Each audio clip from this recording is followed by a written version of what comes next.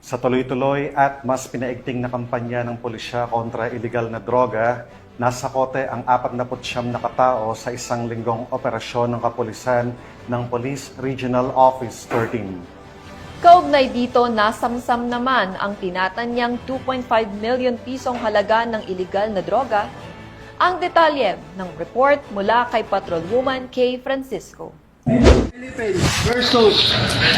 Nasamsam ng Police Regional Office 13 ang tinatayang 2,556,248.80 pesos ang halaga ng iligal na droga at naaresto ang 49 na individual sa isinagawang lingguhang anti-illegal drug operation mula Hulyo 21 hanggang 27 ayon sa ulat ng Regional Operations Division nito lamang Hulyo 28, 2025. Kinumpirma ni Police Brigadier General Christopher N. Abrahano, Pro 13 Regional Director, na kabuo ang 48 na operasyon kontra droga ang isinagawa sa iba't ibang bahagi ng rehiyon na nagresulta sa pagkakadakip ng 20 high-valid individual at 29 street-level individual. Umabot sa 375.836 na gramo ng hinihinalang shabu na may halagang 2,555,684 pesos at 4.70 na gramo na marijuana na tinatayang 564 pesos ang nakumpiska sa mga operasyon kasama ng iba't ibang drug paraphernalia at mga ebidensya hindi droga gaya ng isang baril. Patuloy na nananawagan ang Police Regional Office 13 sa publiko